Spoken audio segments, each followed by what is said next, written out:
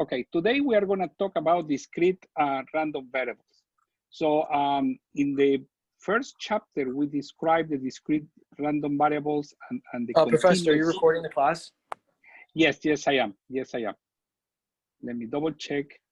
Yes, it says recording. Yes, it's recording. Yes. So so we talk about the discrete and the random variables. Today we are going to look at the distribution that we can find in those random variables. Remember that the random variables can take very specific numbers, whereas the continuous can take any number in the interval, right? So we said, how many phone calls did you make? 1, 2, 3, 20. And that can be understood as a discrete variable. And for example, when you say how much gasoline do you have in your car? So, well, I think the car has 18, 12 gallons. I have no idea, but it can be any value between 0 and 18, right? So it can have 2 gallons, 5 ounces, and I don't know how much you can divide this, right? So it can be any value in the interval.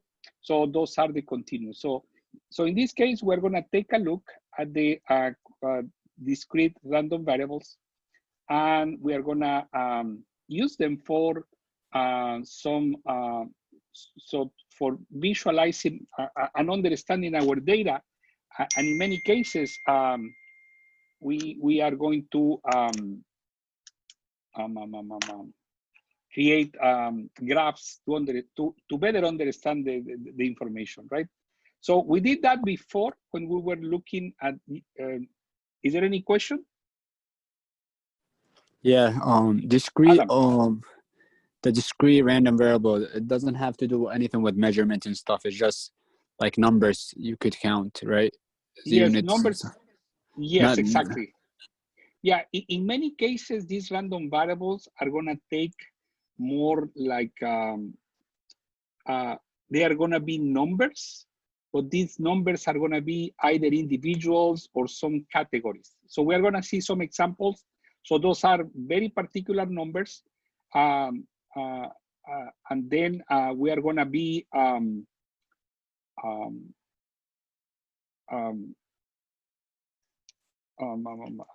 forgot my thought, but yes. So let me continue with this because I was kind of taken off guard. But yes, these values are numbers, are integers, and in many cases those values represent not only numbers but sometimes categories. So we are going to keep an eye on that concept. So I'm going to explain you what I mean. Okay. So, so in this case, we're going to be using discrete random variables. We are going to take a look at the so-called probability distribution function, PDF, for a discrete random variable. So we're going to find the mean, what is, and it's also called the expected value. So, and the standard deviation, some other discrete random variables besides these, we have the binomial, the geometric distribution, the hypergeometric distribution, and the Poisson distribution. So every single, so just imagine that you have a toolbox and you need to do something. You need to open a box. So probably you're going to use a screwdriver, right? So let's say that you want to saw a piece of wood. So then you are going to need a saw.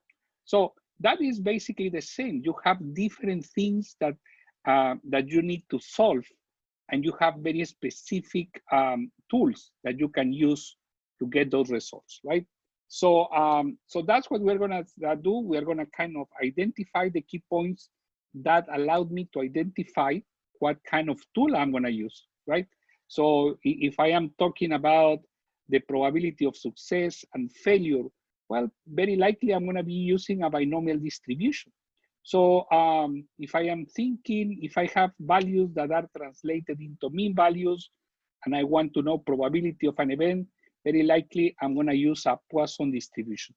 So every single tool has a very particular purpose. So let's begin from this idea of random variable. So a random variable describes the outcomes of a statistical experiment in words. So that random variable is going to be described as an X or a Y. So, and that is going to be describing the event, right? So these random variables can vary with each repetition of an experiment. So the upper letters such as X and Y denote the random variable. The lower cases X or Y, so they denote the value for the random variable. So the random variable, when we are talking about these capital letters, we are going to make statements that make me allows me to know what is the question I want to answer. And these small letters are going to tell me the values of those particular events. So if X is a random variable and then X is written with words, then X, small x gives you, is given as a number, right? So we're going to have a description of the random variable, and X, small x is going to be all the possible values that random variable can cover, right?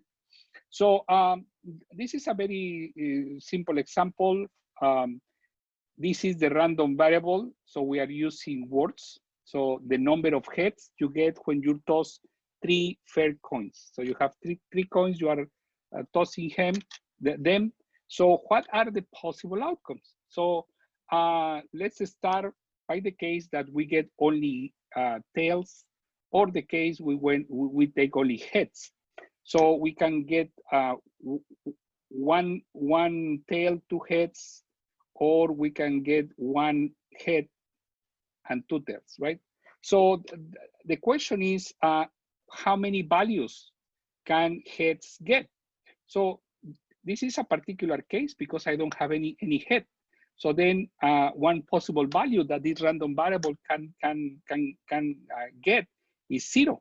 But also I have cases where I have only one head, cases where I have two heads, and cases where I have 3 heads. So the possible values that this random variable can obtain, it goes from 0 to 3. So I can find 0 heads, I can find head, I can find 2 heads, or I can find 3 heads. So notice that for this example, the X values are countable outcomes. So here we don't have 1.5x H head, so we have 1 head or 2, right? So those are taking values that are countable. So because you can count all the possible values that X can take on, so, and the outcomes are random, so the X values, so those are random. So X is a discrete random variable. So so that might be the definition. So let me give you an example. So with these random experiments, we are basically able to complete some type of representation of the distribution. So we have the probability distribution function that we can use for a discrete random variable. So that's very simple. We use the histogram in the past to look at the distribution of these type of random variables. So now we are going to make a little bit more of, and besides what we are going to cover today, we did it few weeks ago when we were looking at the mean of group data and the standard deviation and the variance. So so in this case, we have a probability distribution function, and there are two characteristics that need to be observed when we are working with this type of distribution. So each probability is between 0 and 1, and both are inclusive. So so then remember, this is the probability of an event. So any number that is the probability of X is going to take a value between 0 and 1.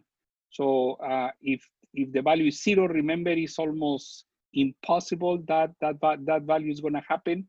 When it's 1, it's eminent that that is going to happen. So, but also each probability is between 0 and 1, and then the sum of all of them,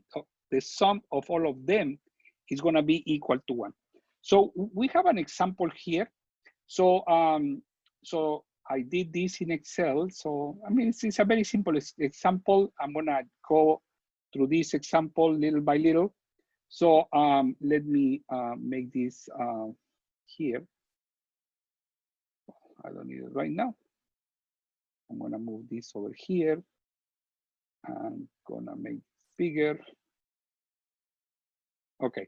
So a hospital is interested in the number of times a post-op patient will ring the nurse during 12-hour shift. So just imagine that you are the manager of a hospital. You need to know how many nurses you're going to need. And then you go and look at a sample, you perform an experiment and see how many times during that night, or probably during some group of nights, people are ringing the bell. So that's very common, that a person who has a surgery is going to have pain and all these things. So this person chooses a sample of 50 patients. So then the following information was obtained. So I just took the numbers here. I don't know if you can see this. So this is 4 over 50. So I took this 4, then this 8, 16, 14. So this is the number of times people rang the bell at night, right? So of course, I already know that this is 50 because I know that this is the value I was given. So I want to make sure that my data is correct. So I'm gonna sum this. So I'm gonna see that is 50. Adam? Yes, so for X is gonna be more than 5, right? They could ring the bell more than 5 times. That is absolutely correct. So some patients don't ring the bell. So the probability that they are gonna ring the bell 0 times is there. So as you can see, 0, and I guess that exemplified the question. So these numbers are numbers, but at the same time, they are representing something. So they have more the idea of being categorical data, right? So 0 represents that 0 times this person rang the bell, 1, 2, 3, 4, 5. So those are categories that you are creating. So of course, those are numbers, and those numbers are gonna help me to build my information. And what happens is, basically what happens here is that this data is gonna, so remember when we are graphing this data, this becomes the horizontal axis. So those are the labels that we are gonna use in our graph. And the probabilities, in this case, the relative frequencies are the ones that we are gonna use in the vertical axis. So horizontal are the labels, the verticals are the values. So, and we know what to do here. So somebody's asking a question. Professor, yes? Oh. Professor, excuse me. Do you send the document, the Excel chapter 4? I did. I sent it via email. Oh, via email. Okay. Yeah. I can wait if you don't have it. Go to your email, find the email. And so I'm doing something very simple, what I did here. So I'm going to do it. I'm going to do it again. So by the time you're opening your file and you're so I just added because I want to find the probabilities. Remember, the probabilities are going to be given by F divided by N, right? So this is F, this is N. So I'm going to say this is my N. So I'm going to find the probability. It's going to be equal the frequency divided by the sample size, right? So I'm going to put a dollar signs here because I'm going to be dividing all the values by 50. So that is going to be my my probabilities. So what is the probability that the person is gonna ring the bell twice? Well, it's a 32%. So the person is gonna ring the bell 3 times. Well, it's 28%. How likely is that the person is gonna ring the bell five times? Well, it's very unlikely. It's almost 4%, right? So so you can make choices with that. So what this is telling me is that each probability is between 0 and 1. That is correct. Adam? Yeah, but I'm just confused about like from 0 to 5. You chose to stop there, or you could have been going. Well, that's what they found out. For example, you run the test, right? So you gather information. That's a very good question, because my understanding is that this person performed this experiment, and those are the results that they get. So if you want to include 6, there are going to be 0, right? So then it doesn't make sense to include the 6, because 6 is going to be 0. So basically, this experiment was already done, and yeah, like for example, you are the manager, you are the resident doctor, so you are counting the number of times the person rings the bell. So you gather the data, and this is the data. You have 50 patients, and the 50 patients rang the bell these times, right?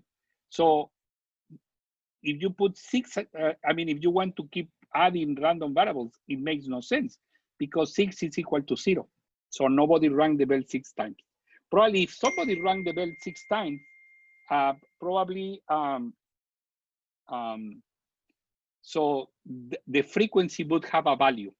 But in this case, it seems that those are the values that they collected from the survey, or from the records that they were looking at. Is that clear, or not too much? yeah, it's clear now.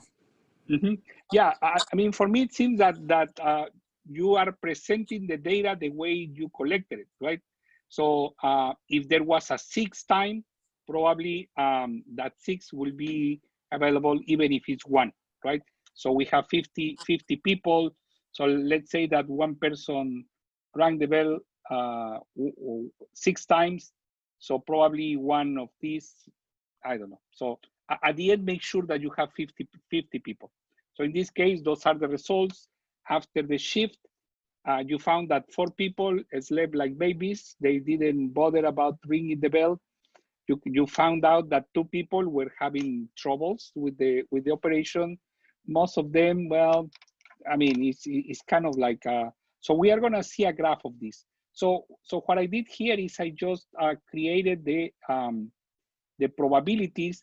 And remember, the second is that the sum of each probabilities is going to be equal to 1, right? So if I add all these things together, so I should have a 1, right? So so this is the probability, once again, is defined as the relative frequency, the frequency divided by the sample size. So then we have here, let the numbers of times a patient rings the bell, the patient rings the nurse during a 12-hour shift. So for this exercise, we identified only 5 values, 6 values. The person who never rang the bell, and up to the person who rang the bell 5 times. So we have 6 different random variables, right? So why this is a discrete probability distribution function? Well, we answered this question. So every time we can answer this question, we are going to have a probability distribution function. Okay. So and then we can find the expected value. So the expected value is almost like what is called the long-term average or the mean. So you are expecting, like, for example, what is the person in the next shift? What are they going to expect based on the information they have? Well, they said 32% of the people rang the bell at least twice, right? So so that's what I'm going to be expecting. Of course, my shift probably is going to be different. And just remember that if I have a wider sample, not only 50, probably 500, 5,000 people. So those numbers are going to be more representative. Why? Because of the law of large numbers. So, so we are going to have this expected value, which is going to be the mean value, and it's also called the long-term average. So this means that over the long term of doing an experiment over and over, you would expect this average. So that's the reason the sample size is very important, because the bigger the sample, the more representative your results are going to be.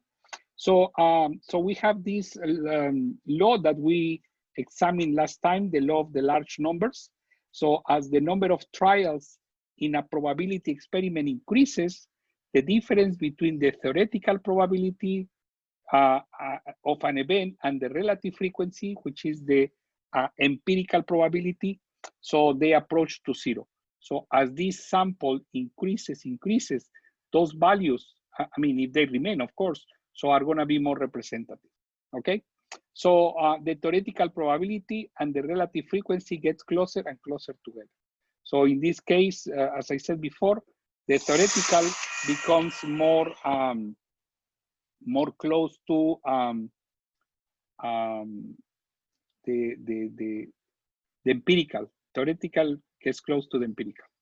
So so we have this case, and so we can so when evaluating the long-term results of a statistical experiment, we often want to know the average outcome. So that's something that we want to know. So that average outcome, we know how to find it. Is nothing but the mean for group data. So this long-term average as the mean or expected value. So so in this case, if you look at the Excel file, so the mean, the mu, is going to be equal to the expected value. So we are assuming that we are going to be using this law of large numbers. We're kind of expecting that the values are going to be the expected value in the future. If you are a resident and you ask the person next to you who is a senior resident, how many times do people ring the bell? Well, in average, 32%. Okay, so we are going to represent this expected value by mu, but also represent by E, parentheses, and X. So so to find the expected value or long-term average, mu, simply multiply each value of the random variable by its probability and add the products. So in order to find the expected value or the mean value, we are going to multiply the random variable times the probability of X, right? So in this case, we have the random variable, and then we have the probability of X. So what I'm going to do in order to find this expected value, I'm going to multiply X times P of X, and then I'm going to find the expected value, right? So I think I'm going to do this here. Oh, no, it's fine. It's fine. So, so I'm going to find the expected value, right? So, and this is the case. I have a second example here. So we are going to continue with this because we're going to use this example for something else. So this blue line, this blue exercise is for the PDF. So this second one is going to be to find the expected value, and I guess the end of this exercise concludes with finding the variance and the standard deviation. So we did it before. We're going to do it very fast. So at soccer, so let me make this a little bit more over here. So a men's soccer team plays soccer 0, 1, or 2 days a week. So that's data that I know. Sometimes they play in a week, sometimes they play once, sometimes they play twice. So that's how they operate for training. So the probability that they play 0 is 20%. The probability that they play 1 day is 50%. And the probability of play 2 days is 30%, right? So I put these values here. So find mu. So mu is the number of days per week the soccer team plays soccer. So what we are gonna do, so we have the random variable, the number of days the men's soccer team plays soccer, and the x, it should be a small x, takes the values of 0, 1, and 2. So, so in this case, we're gonna apply this formula here. So I'm gonna make this a little bit more to the left. So that is a very simple computation. We're gonna have the random variable times the probability of the event. So that's gonna be 0. Then I'm gonna drag this all the way down, and then I am gonna add them in order to find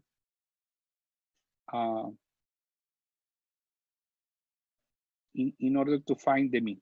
So in this case, the mean time, the mean value. So if somebody asks me, how many days per week do they play? Well, they played an average of 1.1 games per week. Of course, 1.1 doesn't make sense too much, but at least that is the value that we were expecting to find, right? So as you can see, the largest amount of numbers is here. So you just imagine, sorry, the highest of probabilities here. So just imagine that this is, let's say, 2%. This is 1%, and this is 7%, right? I mean, I'm just changing values to see what happens. So as you can see, when this was 50%, so it was very close to 1, right? So now I changed this value, so the highest value is 70%. So the mean is getting closer to 2. So that means that is the closest bar, the highest bar in our distribution. So let me erase this for the time being. I guess we don't need this. Undo typing, and I think that's what we had, right? So now we have the mean value. Makes sense because the tallest bar is going to be the one in the middle, so 1 is going to be the mean value. So when we change this for 7, so we kind of had a bigger number for the mean, so that makes sense. So from this table, remember I typed the frequencies and I produce the probabilities. So if we want to find the mean value, we have to do the same. We're gonna multiply the x times the probability, and then we're gonna drag this all the way down, right? So, and then I'm gonna add them, and that's gonna be the mean, right? That also makes sense. You see the value of the mean is in the tallest bar. So we are finding that the mean gravitates around the 2 and 3, right? So I copy and pasted those results. So so these results that you can see here, do you have any question, Danielle? No? I almost did, but then I saw it. I understood it. Okay, good. I saw that you, yeah, okay. Yeah, thanks. Sure. So I copy this column and I copy this column here. So remember, those are formulas. If I want to copy and paste them, I have to give them copy, paste, and paste special. So I'm gonna grab this and I am gonna create a histogram. So why do I want to do that? Well, because I am very curious about this distribution. I can see the distribution here, but if I want to talk to people and I want to show them the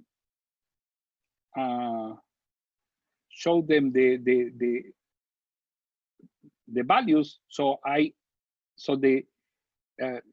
visualizing my data is going to be more effective, right?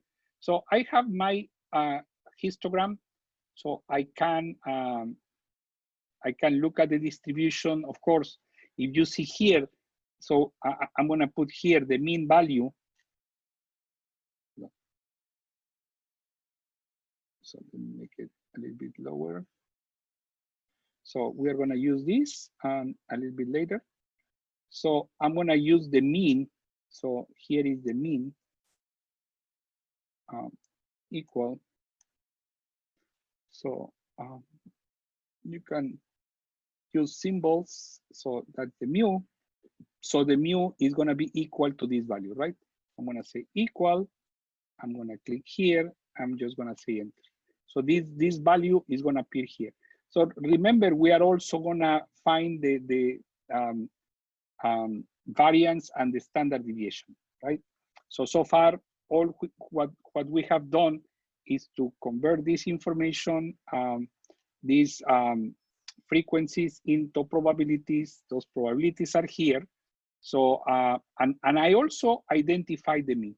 So very likely the mean is gonna be something like here. So this mu is gonna be somewhere in here. So so that's a good point. I need more information, and as I said before, we're gonna be able to compute the standard deviation and the variance. So far we did the expected value for the two cases. So so this is the case. We have the value of the mean is 1.1. So the men's soccer team would, on average, expect to play soccer 1.1 days per week, right? So the number 1.1 is the long-term average or the expected value. So and if the men's soccer team plays soccer week after week after week, right? So if they are repeating this and this pattern also is the same, so so you can see why they are winning, why they are losing all the times, right? They need to train more. I don't know. So that's what that's the reason we need numbers. So and then to find the standard deviation of a probability distribution. So the probability distributions have also standard deviations. We compute them last time. We find the mean of frequency distribution table. So that's the same principle. So and those values, so the mean, the standard deviation, and the variance were very important. So find each deviation from the expected value. So that's what the formula is telling me. So first of all, I'm gonna find the deviations. So I'm gonna look at my random variable, and I'm gonna subtract the value of the mean. Then I'm gonna square it, and once I square it, I am going to multiply it by the probability. Then I am gonna add all the products. I think something is missing here, which is the sign. So it's the sigma. So hold on, let me see if I can find it. I don't know too much symbols. Yeah. So this is the summatory. So so this is the summatory 2. So here should be the summatory, right?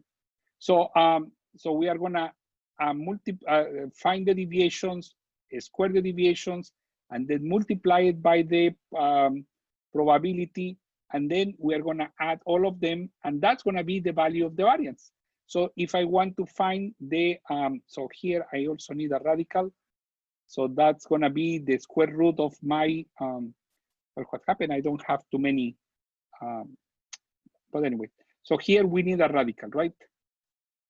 So, and here we need a radical because we have the variance, and if I want to find the standard deviation, remember, I need to take the square root of this. So what I'm gonna do here is follow this case. So, so they multiplied, sorry, they subtracted the mean from the random variable, then that result was squared, and then multiplied by the probability of the event. So in this case, we are gonna do equal, I'm gonna open a parenthesis, it's gonna be the random variable minus my mean, and then it's gonna be multiplied by the probability of the event, right? So, and then that has to be a square, it's a square, right? So this is the difference squared, the deviations squared, then multiplied by the probability. So I'm gonna use here. I'm sorry, question. Yes, sir. You said X, I see is A15. What is MU? You said C18? Oh, C18 is the mean value.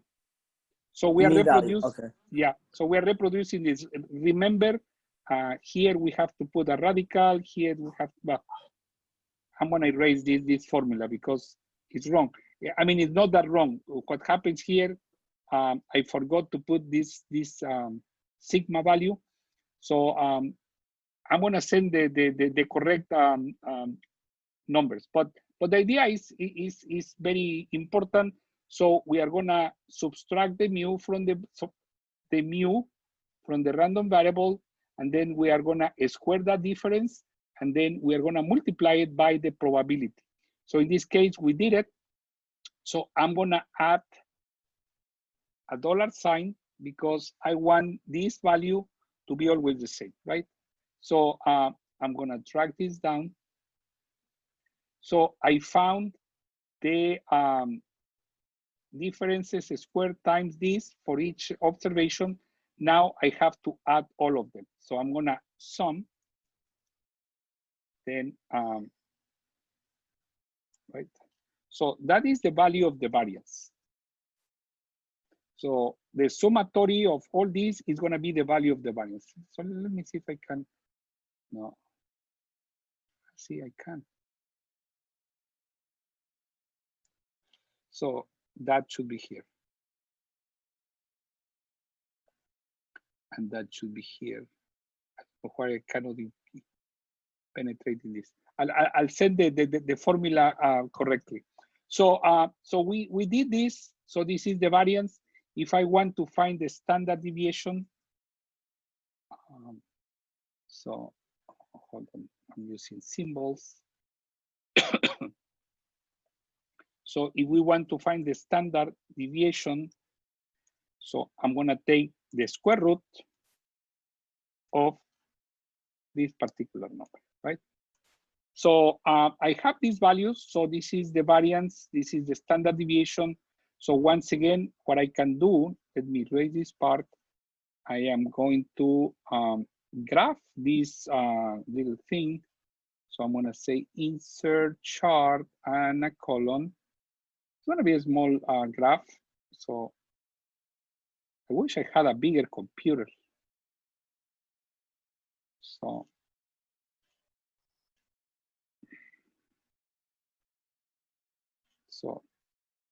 what we have here is the following. So we have, this is format data series, and we're gonna get rid of the gap. So what we have here is that we have a graph with the mean value. So here the mean, so let me go a little bit lower.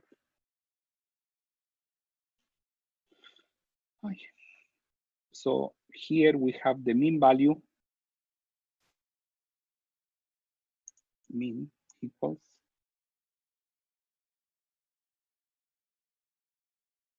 let's use the symbol.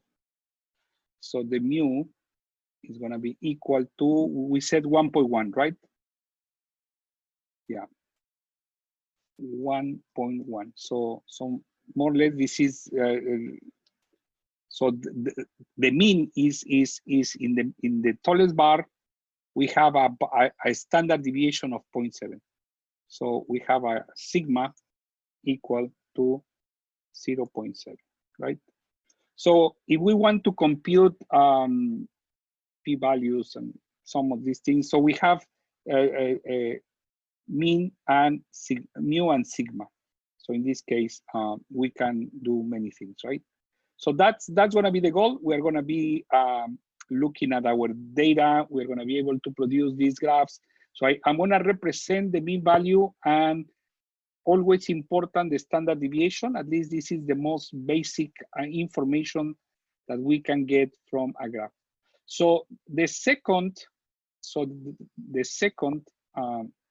we already created the mean value. So we already have this graph. So we are going to produce the variance and the standard deviation. So once again, I'm going to find the deviations. So this is X minus my mean.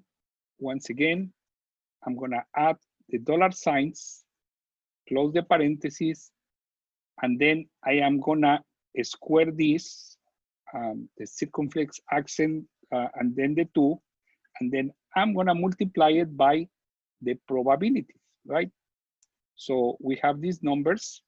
We're going to drag this down all the way. So, and then we are going to add them. So we're going to follow, once again, the formula, which I just corrected. So we are going to do the deviations square multiplied by px, and then add all of them, right?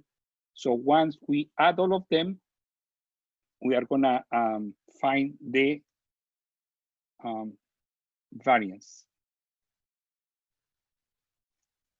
And then we are going to find the square root of my variance to get the standard deviation, right? So in this case, we have also these values. So I make those. So we have these values. So we have a mean that is 2.32. So this is the value of mean. So these are the variance and the standard. So here, I want to know the sigma. So in this case, S, it's going to be sigma. And then sigma is going to be nothing else but this number, right? So, so once again, we have mean and sigma variance. So most of the times we are going to be using sigma. Okay. So, so that was the exercise. Let me continue with this. So we have this expected value. So this is the example that we did. You can type the values that we found, and based on this, so this is based on the first graph, the first table that we did. So I found an example exactly the same. Oh, so an example exactly the same in which one was that?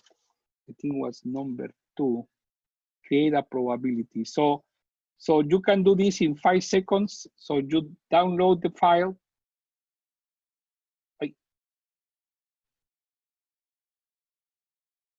Open the file. For example, what can we do here? Well, first of all, let me just view and make it bigger. Let me make it 200. So I'm gonna do it in less than 5 minutes. So what do I need to do to find the probability of X? Well, remember, I need the sample size. So I'm gonna quickly go to sigma. So I'm gonna create the probabilities equal. So it's gonna be 25 divided by the sample size. I'm gonna introduce the dollar values. So I am going to, I don't like it too many zeros. I just want 3. And you can do it with the zeros that Sapling Learning is asking you for.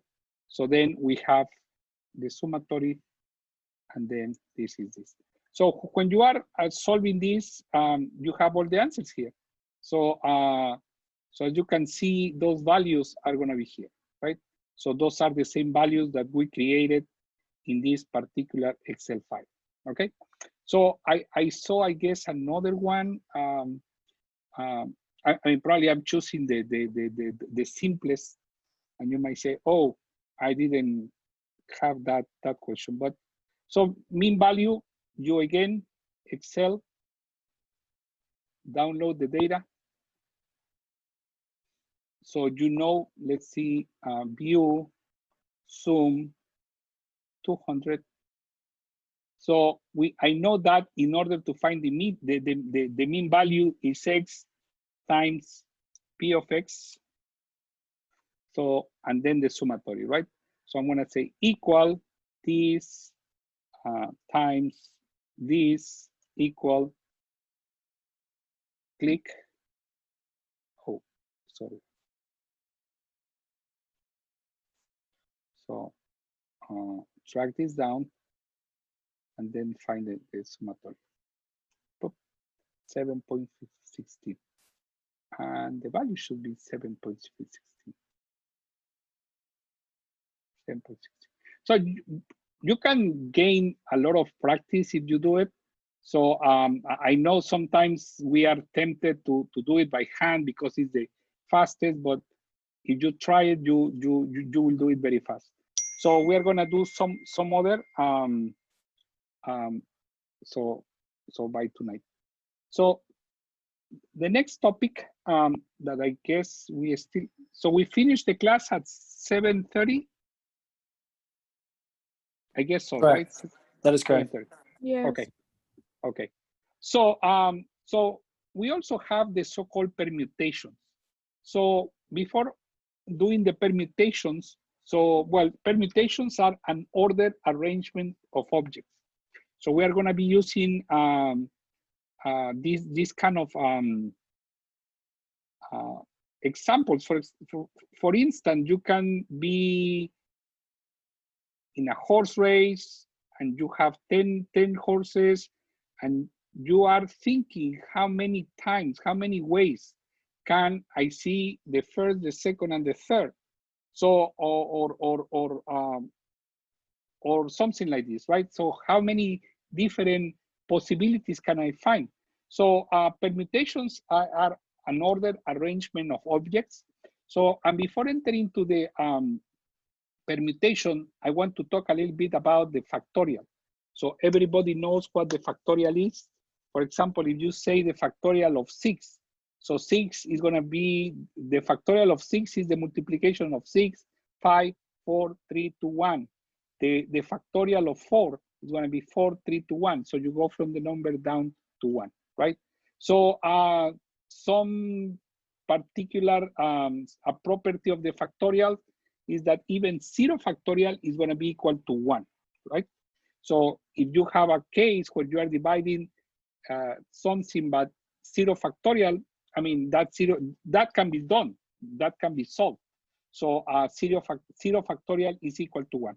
So there is a function in Excel that we can use, for example, factorial.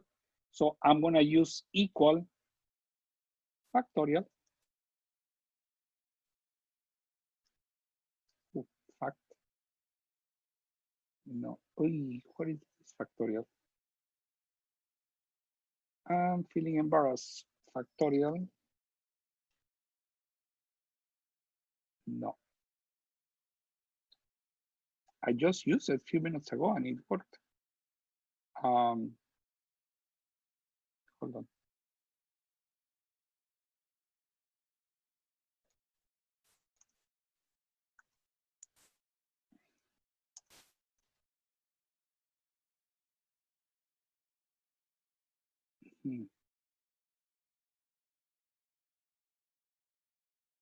Well, let me come back to this. This is the easiest one and I have tried it 100 times and it works. So equal factor. No. So I'll come back to this. Fact? I don't know, no, because you need at least 2 fact. No, it only gives you 1, so you need two things. So let me, yeah. So so I'm gonna research it. I mean, I have done it many times using that Professor, what yes. about fact double? Fact double. Because I'm looking at my Excel and then when I hit fact, it says fact and fact double. Okay, let me see. Equal fact. It says returns the double factorial of a number, so I'm not sure what. No, yeah, exactly. I don't think, no. So it's kind of strange because I mean, I can tell you, I have taught this class 100 times and I always use the same. So if I don't find it, I will send the link.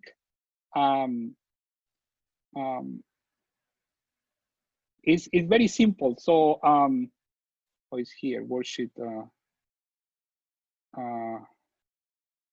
Fact, one argument. No, I'll find it. I'll find it because I have used it so many times and I don't know what's going on, but I couldn't do it right now. So I'll get back to you. So this is the simplest. So so let me see question. Well, I'll find it. I'll find it. I don't want to waste too much time. This is just a very little thing.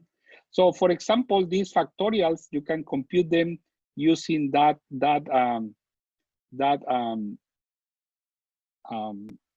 code in Excel, the one that I'm going to send you in a few more minutes, in a few hours. So also we have permutations. Well, we have the factorials. We need the factorial for the permutation. So in this case, we are gonna, so a permutation, as we mentioned before, is an order arrange of objects. You have 20 people and you need these people to, like, for example, you are making an election. So you need one president, one vice president, and one treasurer. So those three are ordered. So how many possible ways can you find? So we can answer that question with the permutation. So the permutation basically is like, so this permutation is going to be the factorial of the sample size, and R is going to be, sorry, so we need two things. So we need the sample size and we need the number chosen. So in this case, this P N chooses R. So when you see in your Excel code, so it says number chosen. So the number chosen is going to be there. So so in this case, we have an example. So this is the formula. I don't want to explain it too much, but we can see here that so this is the factorial of the sample size divided by n minus r. So where r can be equal to n. So that means that if, even with a 0, we can solve it. It can be bigger, so it cannot be negative. So that's the case here. 43 race cars started at the 2007 Daytona 500. How many ways can the cars finish first, second, and third? So you need to select 3 cars from a group of 43. So you need to know how many times you are making bets, and you are really making big bets. So you want to see how many different ways you can find first, second, and third. So we perform this. So n is going to be the sample size. So so you need to select 3 cars from a group of 43. So you can say a permutation, and this, remember, n chooses R. So this is the number, this is the chosen number. So if we compute this in Excel, I'm surprised. I'm still frustrated that I cannot do the factorial. No. Okay. Professor, not wasting my time. Yes, sir. if you put in fact and then put in the number manually instead of like the cell, it works. Okay, equal fact. Then you have the Now type 0. 0. Oh, that's true. That's true. That's Right, true. right. That's true. That's true. That's true. I don't need more than this. I apologize. That is true. I don't need two things. So I need 2 things here, not here. Sorry. Thank you. Yeah, it's So okay. it's equal. No problem. Thank you very much. You saved my life. I was feeling really embarrassed. So you say fact and then put the number. That's the number that 6 times 5 times 4 times blah, blah, blah. So of course that is good when you have a big number. For example, well, this is still small, but what if you want to find the factorial of 15? So it's going to be a big number. So that is a scientific notation. So that means that this number is very big. So instead of general, I'm gonna use number. Of course, that's a very big number, right? So let me keep it in the general as a scientific number and make this smaller, okay? So so we solved the case. Thank you very much. I was feeling very frustrated because I said I have done it so many times. So we have this factorial, very simple. So we can solve by doing this using the factorials, or we can use, for example, for this permutation. So for this permutation, I can use this code in Excel. So the permutation 43 chooses 3. So I'm going to say permute, open parentheses, it says the number. Well, I need the number is 43, and the number chosen is going to be 3, right? So we have 74,046, so which is basically this number. So Excel, so once again, is very helpful. So some of these computations probably is going to take 2 seconds to do it. So also besides these permutations, we have combinations. So so combinations of n objects taken at our time. Here the order is not that important. So whereas in the first one is very important who finishes first, second, and third, here you can combine without regard of the order. So so that's the same idea. The formula is a little bit different, and I really don't like to go through the formula because I don't use it. But so I generally speaking use Excel. So a State Department of Transportation plans to develop a new section of interstate highway and receives 16 bids for the project. The state plans to hire 4 of the bidding companies. How many different combinations of 4 companies can be selected from the 16? So you can have from 1 to 16, you can have 1, 2, 3, 4, you can have 1, 5, 7, 8. You can have any combination, any combination that you want. So you want to know how many times you are submitting a bid, and you are saying, is it worth it? Am I going to be chosen? So you do your math and say, well, there are 16 people, 16 companies choosing, competing. So I want to know how many chances do I have. So we can use this, or we can use the combinations. So the combination is very simple too. 16 chooses 4, so this is the chosen number. So we're gonna see combine, open parentheses, the number is gonna be 16, the number chosen is gonna be 4. So 1820, okay?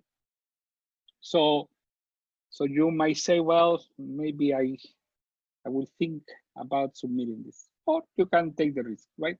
So 16 companies, you really have to build an extremely strong project in order to be chosen.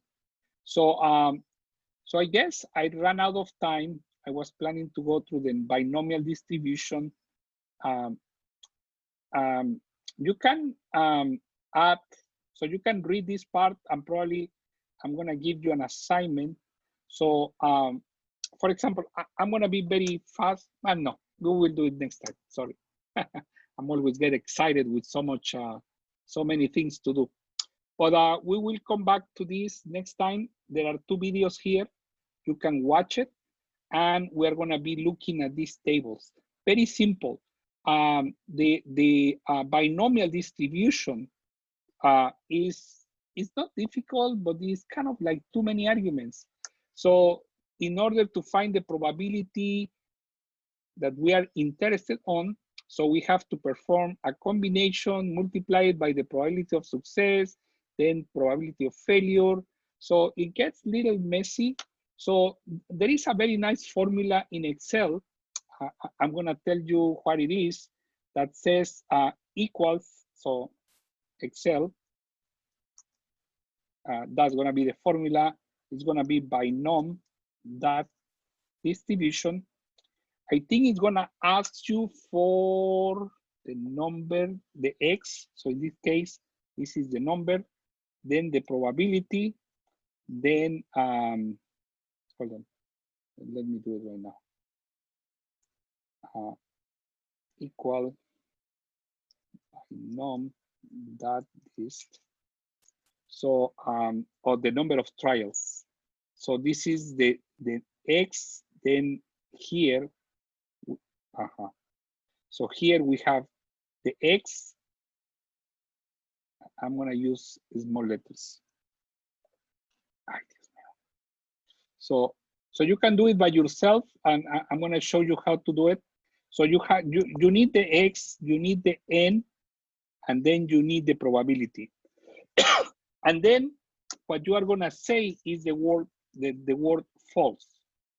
Why false gives you the probability of that particular one. So I'm gonna give you the formula. You can read a little bit and then play with these numbers. Let me make it bigger, and then I will be happily going home after this. So so here I have the number of trials, and I have the probability of success. So I am assuming that whatever this is trying to find, I'm gonna have zero probability, the probability of 0 successes up to the probability of 9, right? So my number of trials here is gonna be 9. So it's gonna be 9. So, and my probability of success is gonna be 75. So how many successes, so what are the values that this random variable adopts? For this case, I don't remember exactly the case, but what is important here is the mechanics. So I'm gonna say equal, I'm gonna say binom dot dist. So it's asking me for the number. The number is gonna be this one. This is the random variable. How many trials? I'm gonna say comma. How many trials? We have 9 trials. How many, what is the probability? 0.75. And then as I said, I'm gonna choose false, right? And then I'm gonna close the parentheses. So this probability, as we can see, is very small. So this number, the number of successes is gonna change. What is not gonna change is the number of trials and the probabilities. All of them are gonna be the same. So I'm gonna be able to create my binomial distribution table, right? So we can do that even more. We can graph it. So, and then we can find the mean, the standard deviation, and we can do many things. So I want you to take a look at this and probably reproduce this table and try to create the graph. So we will talk about what it means later on, right?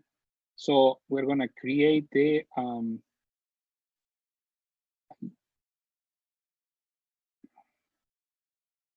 histogram here. Okay. So later on, we're gonna find some of the important values, the mean, the standard deviation.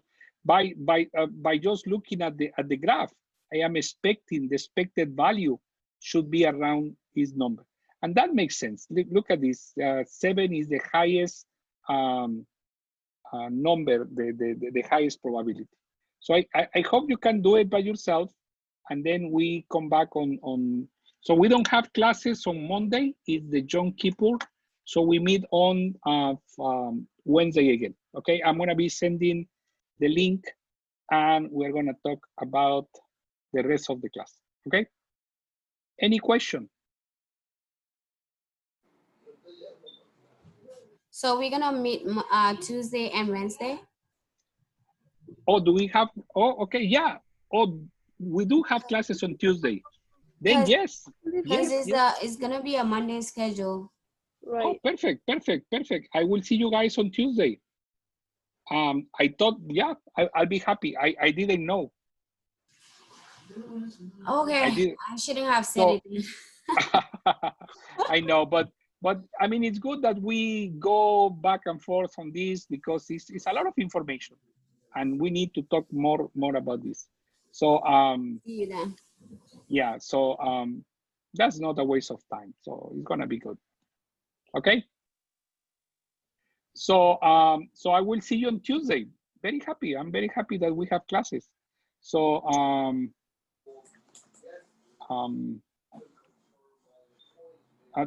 do you have any question, Denise?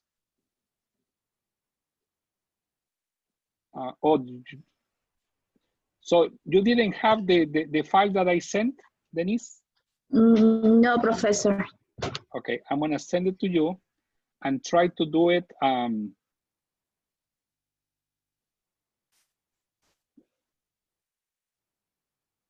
I am gonna try to do it. So try to do it by yourself with the video.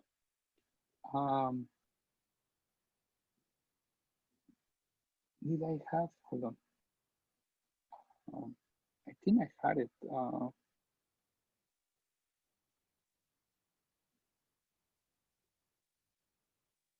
No.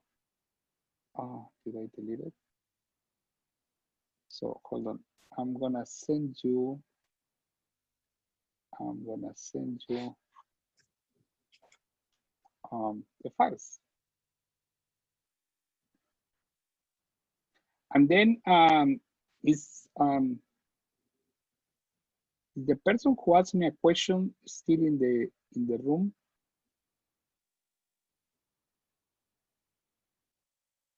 Can I leave? Beg your pardon? I said, can I leave? Sure, of course.